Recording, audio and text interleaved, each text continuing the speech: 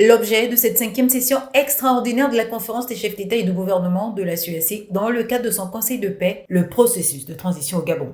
En effet, dans son propos introductif, le président en exercice de cette organisation sous-régionale a précisé l'intérêt de préserver la paix et la sécurité dans cet espace communautaire et salué l'implication de chacun des chefs d'État pour un retour à la stabilité au Gabon. L'attention portée quant à la situation au Gabon ne doit en aucun cas être perçue comme une complicité des États en vue de soutenir un pouvoir militaire, mais simplement la volonté de faire régner la paix et la sécurité ainsi que la stabilité en Afrique centrale, a clairement souligné le président Obiangema Bazogo. La rencontre de Djiblo ce jour s'intéresse précisément aux travaux des experts du COPAX, aux efforts des autorités de la transition, en plus d'apprécier le rapport du président Faustin Archange Touadéra, facilitateur pour le suivi du processus politique au Gabon. La République gabonaise est un pays frère qui a une longue tradition de dialogue politique,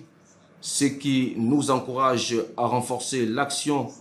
communautaire pour soutenir les autorités de la transition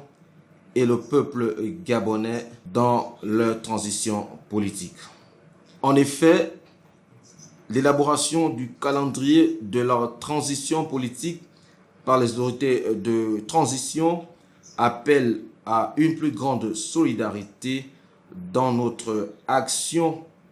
de soutien au peuple gabonais. L'action de la communauté en faveur de la transition politique en République gabonaise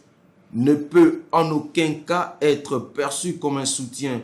à un régime militaire,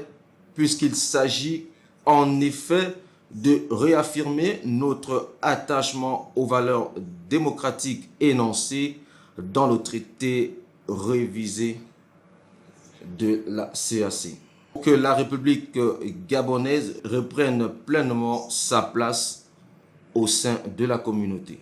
En invitant ses homologues à huis clos, le président en exercice de la CEAC a insisté sur la hauteur individuelle et la responsabilité de chacun face aux sanctions contre le Gabon, un pays reconnu pour sa culture de dialogue politique et de paix en Afrique, tout en mettant en évidence la particularité de la prise de pouvoir par le CTRI. L'entretien privé entre les chefs d'État de la CEAC a finalement débouché sur le maintien des sanctions contre le Gabon, la mise en place d'un fonds pour la facilitation, mais au nom des garanties de paix et sécurité du pays, le maintien temporaire du siège à Libreville. La CEAC encourage les autorités gabonaises de la transition à un retour rapide à l'ordre constitutionnel et invite l'ensemble des institutions internationales à accompagner ce pays frère sur le chemin de la normalisation.